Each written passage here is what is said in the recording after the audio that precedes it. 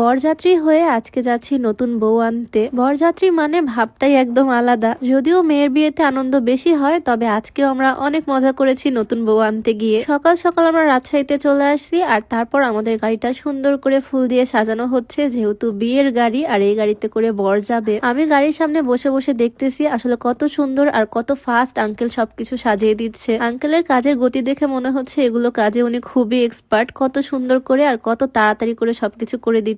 আসলে তাড়াহুড়া করে সবকিছু করা হচ্ছে, কারণ বরযাত্রী তো যত কিছুই হোক না কেন মেয়েরা রেডি হয়ে বের হতে হতে দেরি করবেই। বরযাত্রীর বিয়ে বাড়িতে পৌঁছাতে লেট তো হবেই, তারপর আবার মাঝ রাস্তায় এসে গাড়ি সাজানো হচ্ছে। আমাদের এই কালো গাড়িটা আমার খুব ভালো লাগে, আর সাজালেও দেখতে বেশ সুন্দর লাগে। আর এই হচ্ছে আজকে নতুন বর, যার আজকে বিয়ে। ভাই তো একদম খুশিতে হাসতেছে শুধু। ভাইয়ের বাড়িও রাজশাহীতে আর নতুন ভাবির বাড়িও রাজশাহীতে, মানে বলতে পারো পাশাপাশি এলাকায় বাসা। আমি যত সুন্দর করে রেডি হই না কেন, সব সময় কিছু না কিছু সমস্যা হবেই। আজকে ব্ল্যাক নিকাবের মধ্যে একদম মেকআপ লেগে গেছে, কি একটা অবস্থা। যাই হোক, বের হয়েছিলাম সকাল সকাল, তবে বউয়ের বাড়িতে যেতে যেতে আমাদের প্রায় দুপুরই হয়ে গেল। ওই যে দেখা যাচ্ছে নতুন বউয়ের বাড়ির গেট কত সুন্দর করে সাজাইছে, শালিরা গেট ধরে দাঁড়িয়ে আছে। বিয়ে বাড়ির মেন মজাই আসলে এই জিনিসগুলাই। এই গেট থেকে বরকে ফল মিষ্টি খাইয়ে ফিতা কাটিয়ে ভিতরে ঢোকানো হবে। আর এইসব দেখে নতুন বরের অবস্থা, আসলে ভাইয়া নার্ভাস ফিল করতেছে নাকি বেশি এক্সাইটেড আমি জানি না, খালি বারবার হাসতেছে আজকে ভাইয়া। আমিও অনেক এক্সাইটেড এখানে এখন কি কি হয় দেখার জন্য।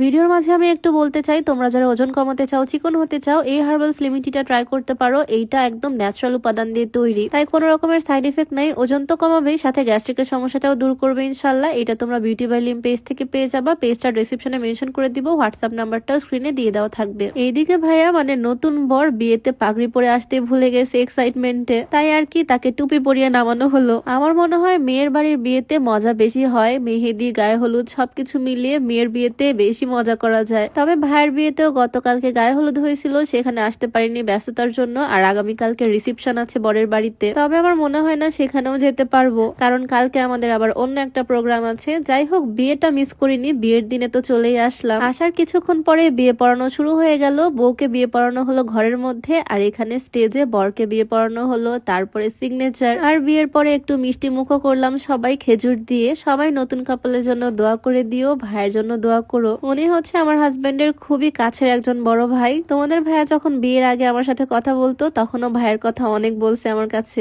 তো বিয়ে শাদী কমপ্লিট, এখন শুরু হবে খাওয়া দাওয়া। বিয়ে বাড়ি মানেই তো খাওয়া দাওয়া, আর আমার একদম প্রচুর ক্ষুধা লেগে গেছে। সকালবেলা বাড়ি থেকে বের হয়েছি, তারপর আর খাওয়া দাওয়া করা হয়নি। মেনুতে পোলাও, ভাত, ডাল, গরুর মাংস সবকিছুই আছে। আমি মজা করেই খাওয়া দাওয়া করছি। ক্ষুধা লাগলে এমনিও সব খাবারই মজা লাগে, আর বিয়ের বাড়ির খাবার তো সবসময় মজাই হয়। শুধু পোলাও, মাংস, ডাল না, বিয়ে বাড়ির খাবারের পরে ছিল কোল্ড ড্রিঙ্কস, আর সাথে দিয়েছে দই মিষ্টি। খাওয়া দাওয়া শেষ করে নতুন বউকে নিয়ে আবার রওনা দিয়ে দিলাম। নতুন বউকে বরের বাড়িতে রেখে আবার রওনা দিব, রাত হয়ে যাবে বাসায় পৌঁছাতে। যাই হোক, সবাই নতুন ম্যারিড কাপলের জন্য দোয়া করো। আজকে ছোট ভিডিও এখানেই শেষ করছি। সবাইকে আল্লাহ হাফেজ, আসসালামু আলাইকুম।